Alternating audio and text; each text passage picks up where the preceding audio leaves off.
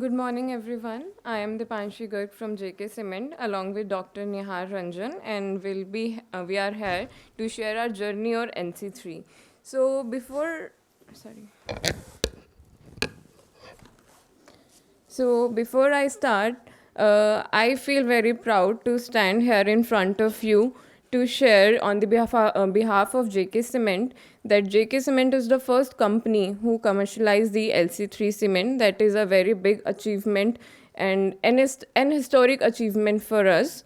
So here, this PPT will cover how LC3 matters to us and the environment, and also how it is integrated to the ESG.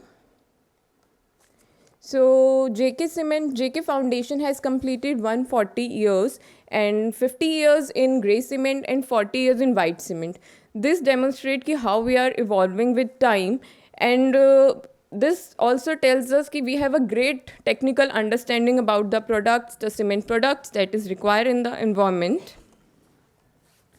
So, talking about the requirement of sustainability here in the cement sector, as we all know, the environment is changing drastically. The heat waves, the extreme climate changes, and apart from that, the investors' interest, what a company is doing in ESG, the customers' demand of low carbon cement, the supply chain, all those things bring us to the point that ESG is very important, and being 150 years of experience in the industry and existence, so we are not here just to accept or meet the current requirements. We are ready to foolproof the next upcoming decades that our environment should be good with when we are growing also. So that is the responsibility that JK Cement is carrying, and this is one of the sole and whole purpose that we introduced the LC3 cement to the world. So next, when we are talking about our sustainability framework, firstly, I like to say that this sustainability and ESG that we are talking about, it is not just the words, it is the vision that we have and our owners, the JK Cement, that it is embedded in our vision, and we aspire to be the global cement industry benchmark for value creation and sustainability. So to operationalize all the vision, all the things that we are talking about, we have established different policies, different frameworks, and we make sure that these things are integrated in our daily working. And apart from that, we have hired third party to carry out the double materiality assessment, so that we know in the aspect of environment, social and governance what are the key topics that we need to cover, that we need to work on. So that's why we carried out the double materiality assessment. And the main thing, this helps us in creating the annual growth plan that we see, and what is our strategic, what are the initiatives that we want to do. So the major thing is, when we want to execute all these things, a company should have a robust governance structure that we have in the JK Cement. That we can see top tier down. We have a great robust board structure, and our board of director meets quarterly basis, in which sustainability is one of the aspects, and where we talk about all the things that a company is required to do, and that is how we are able to make this major step in the market and the industry, that is LC3. And if we see, company has 7 major objectives that we have, and SO7, one of the major objective is sustainability, and one major objective is dedicatedly given to the ESG and what we want to do for the environment. So there are major challenges of the cement sector. So why cement sector? Why this is the need that cement sector needs to take some steps. So first challenge is, everyone knows the process of making the cement.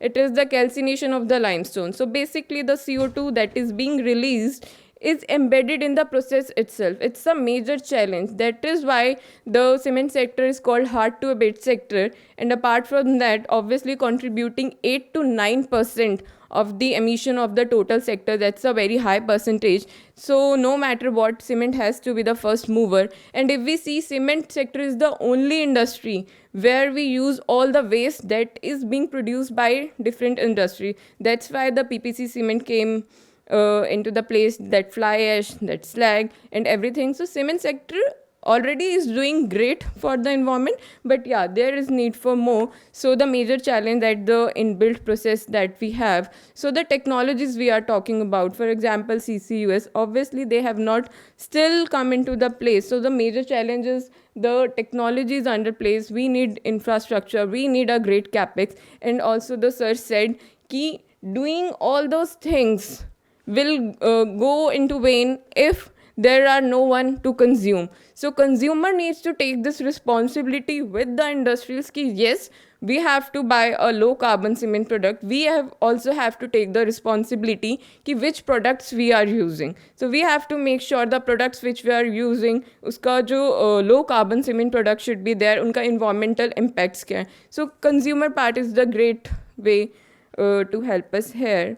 So when we talk about the decarbonization journey that we are already doing in the JK Cement, so we have some near-term targets that it's not on papers only, it has been approved by third-party SBTi, Science-Based Target Initiatives. So we have a target to reduce our emissions by 22% from FY20 year to FY30, and we are making a great progress. We already have achieved 15% of the reduction amount that we have to do. And also we are the member of Global Cement and Concrete Association. It's a global association in which the all over world cement sector is the member, and we are working with that also. And in that we have also achieved 9%. We are on our way and will be able to achieve our FY30 targets. So to achieve the targets, this decarbonization journey, to complete this journey, there are certain KPIs that we have to look for. So first thing, and I'll say it's a very great achievement, कि all our operations that are running is running on the 53% green power. So this is something we are doing, and we have taken the target कि by FY30 our complete operations will be running on 75% green power. And then we have AFR, blended cement clinker factor, and specific power factors. So उसमें I just want to highlight the TSR AFR part. The municipal waste, the plastic waste that is being created, we are obviously utilizing that waste, and I'm proud to announce that we are 7 times negative in the plastic. It means in the terms of plastic bags, that the plastic we are introducing into the market, so according to that compliance, not even we are neutralizing it, uska 7 times plastic we are burning into our kilns to make the environment जिसमें waste कम हो, making our company 7 times negative. It is a great achievement for us. Blended cement, the fly ash, slag, captive power का waste, steel industry का waste, we are utilizing it, doing it blended cement. So this is how, and LC3 is one of the blended cement part, the green product we are talking about. So these all are the factors जिसके ऊपर हम काम कर रहे हैं बहुत rigorously, and will be able to achieve our targets, and soon we are also aligning towards net zero target. The next major achievement, or the step I'll say towards the net zero journey that JK Cement has taken, is the technology adoption. I guess everyone has heard it. JK Cement has been awarded the government supported initiative under Minister of Science and Technology, Special Cell for Carbon Capture and Utilization. So in collaboration with NCCBM, we are going to establish a pilot plant in our one of our facility, in which we will be capturing the CO2 and utilizing in the production of lightweight concrete product. So this is one of the major great steps that we are working towards. And we have a very major external stakeholder management, membership, collaboration. We are you can see, we are working with Department of Science and Technologies, TERI, NCBBM, CII. We are working with major stakeholder, BEAN, everything, to achieve this target of net zero for us also and for the other industries also. So if I talk about the ISO standards, basically, so we have existing 13 plants, and all are ISO certified with all these 4 standards. We have been awarded different awards from Greenco, Business World, UNGC, And these are the list of the products that we have: OPC, PPC, PSC, composite cement, and LC3 has been added to our list, which we are very proud. And as a leading manufacturer of cement and building products, JK Cement has introduced products that fulfill market needs. With a growing portfolio of green cement brands, we are progressively balancing the need for cleaner construction operations with the consideration of cost, material sources, and customer centricity. So this is our portfolio. You can also check on our website also. So thank you. And now I would like to hand over the presentation to Dr. Nihar Ranjan. He'll introduce you to the LC3 specific details. Thank you, everyone. Thank you, Deepanshi. You can see LC Super, JK Super LC3 is one of our new product, new member in our family, JK family.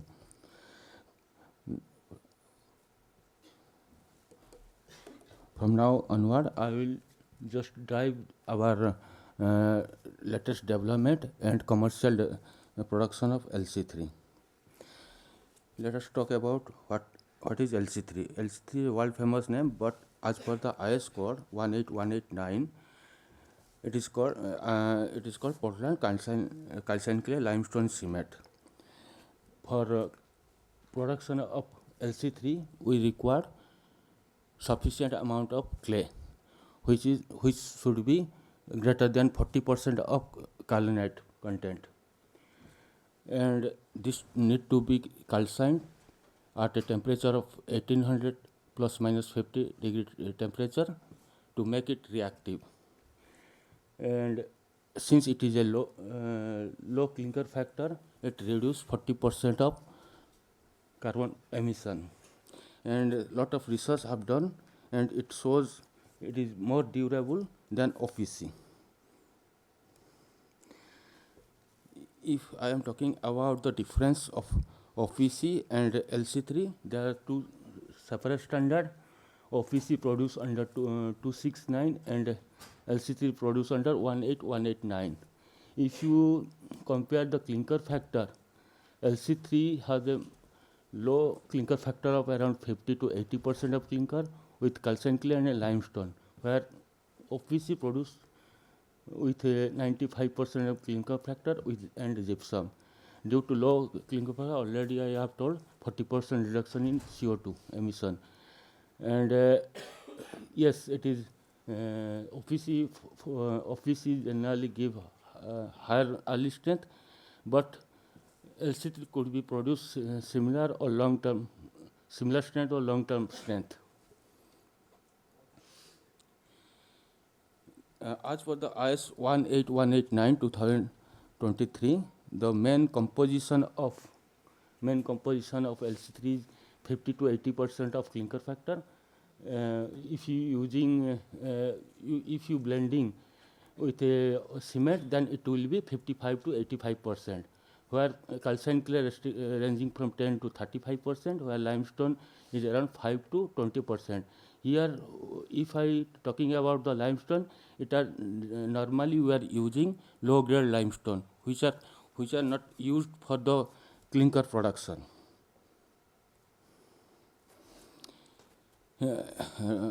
Professor Vishnu already told about the reactions in LC3, and I just focus here. There is a pozzolanic reaction between the calcine clay and limestone and clinker, which slowly develop but gives similar result to the OPC, where OPC the mineral present in the OPC directly react with the water and produce CHS gel, and as OPC react faster, it also produce high heat of hydration. Now come to the comparison between LC3 and OPC and PPC. If you going through the standard of LC3, that is Portland calcine clay limestone cement, LC3 should be ground finer than OPC 43 and even PPC. The fineness of surface area is around 400 meter square per kg, where OPC normally ground at 225 and PPC around 300. And if you compare the results, if you compare the straight part, LC3 cement kept 3-day strength, 3-day strength, 3-day strength around 23, 7-day 33, and 28-day 43, which is similar to our 43 grade of cement.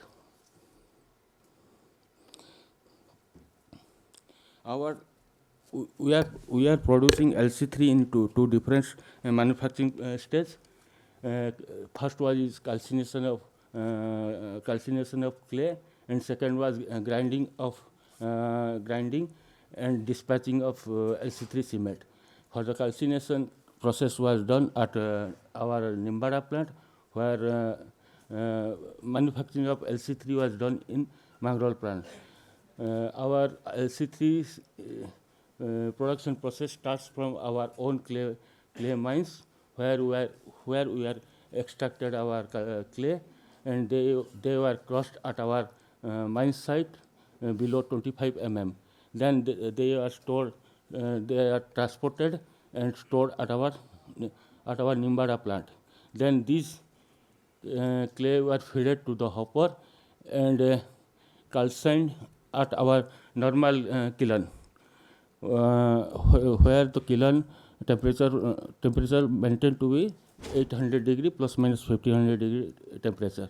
And these calcined clay were stored at our gantry in the gantry at the Nimbara plant, and they were transported through a triplet to the Mangrol plant, where all the clinker, limestone, and calcined clay were fed to a hopper, and then they were grinded with a press roller, again with a combination of press roller and a cement mill. We have a dedicated cement silo of LC3, where we have stored our cement, and from the silo we dispatch our cement either through a packer or a bulker.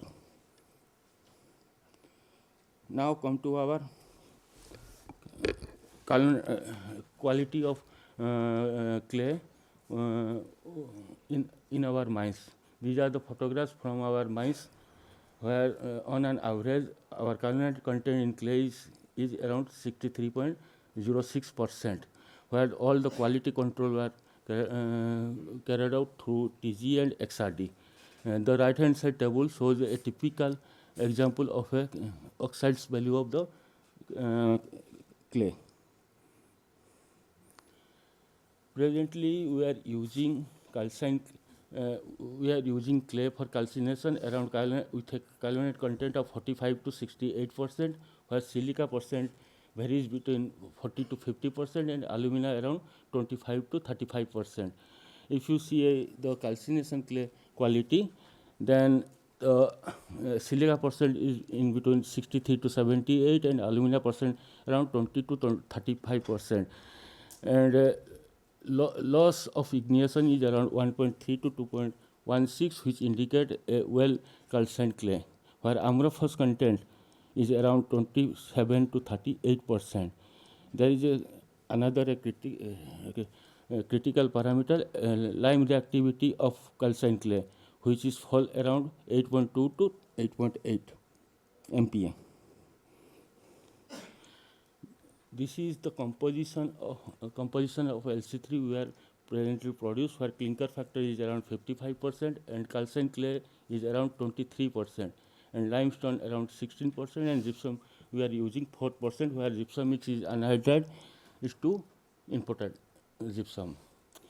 If you see our physical parameter, it is around blend is around, we have kept our blend around 410 to 420, and residue around 12 to 15, where one day there is a problem. Okay, we are achieving one day strength around 18 to 19. If you see our one day strength meet around 18 to 19, and 28 day around 50 to 54, which is much higher than the our I score 43, where requirement is for only 43 MPa. And let us talk why you are producing LC3.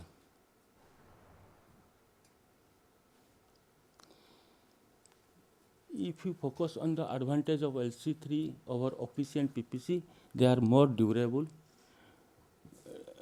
due to low chloride migration, due to low heat of hydration, and have giving a opportunity to utilize our low grade limestone and many waste also using of many waste over here. And we are using a non ceramic grade clay were neglected since last few years. And it is a low emission cement.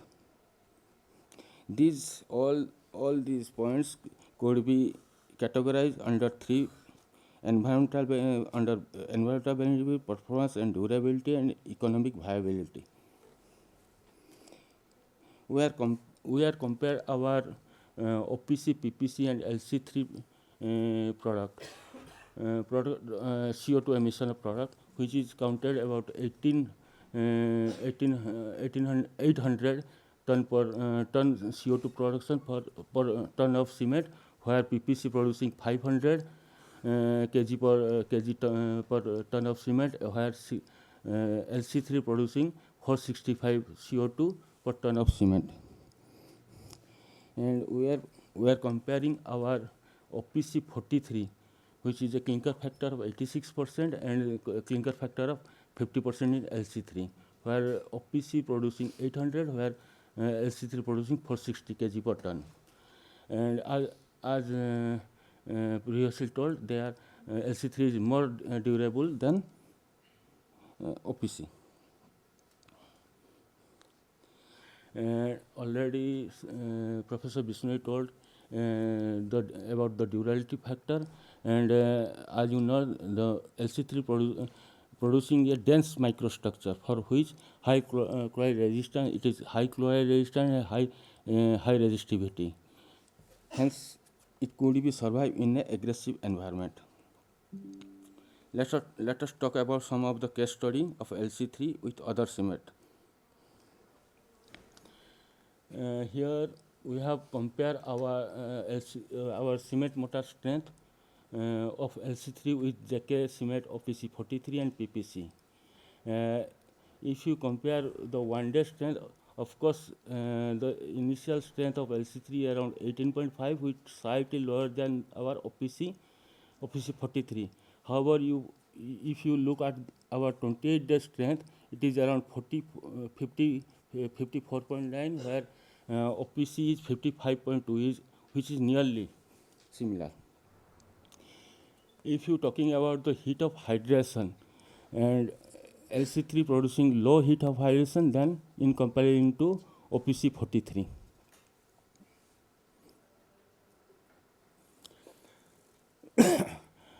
We have examined our LC3 performance without admixture in concrete, where we have designed a concrete mix design with water to cement ratios of 0.51, where cement is kept to 350 kg per meter cube and SHD water is 180 kg per meter cube, where LC3 gives an initial slump of 110 and OPC 43 around 120, which is slightly lower than our OPC 43 but greater than our JK PPC.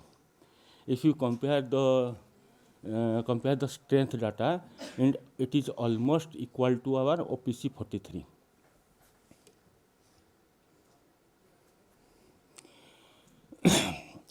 We have done some of the trials with IIT Delhi.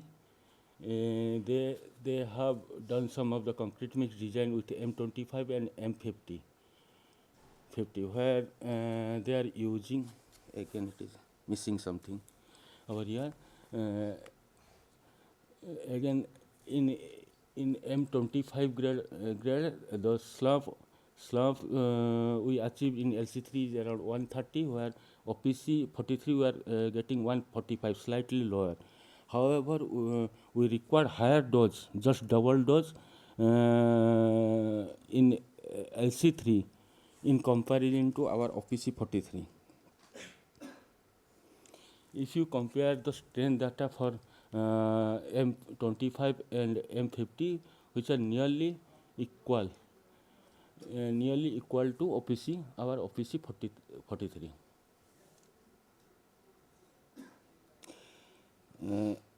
We have done some of the durability study in terms of water boiling test, sporosity results, chloride, rapid chloride migration, penetration results, which are quite lower and comparable, will be lower than the OPC cement.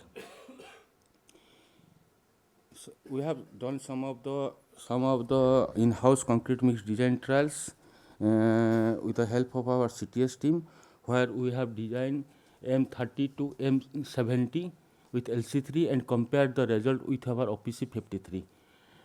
We have done the several permutation combination with the secondary cementitious material to know to understand the workability and strength.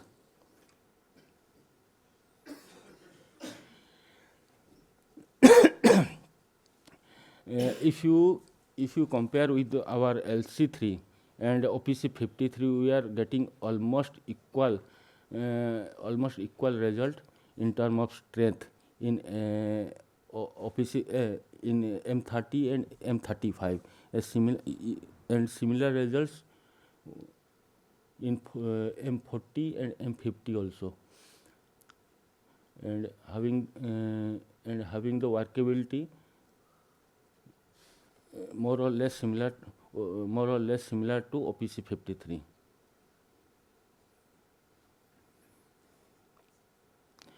Here in M60 we have done two different concrete mix design trial. With one is with the fly ash percentage, one with the GGBS percentage of 25%, where we are getting very good result with our GGBS percentage. It is around 73 MP in 28 days. Presently, we have supplied to several prestigious academics and institutions and various agencies, where we are continuously supplying the cement to Jawar Airport and few government projects. As a conclusion, you can say LC3 is a solution for the decarbonization solution, and due to superior durability and performance, it could be used in aggressive environment, and it is more economical and resource efficiency, and proven to be scalable. As it is presently produced as JK cement, it can be produced anywhere else.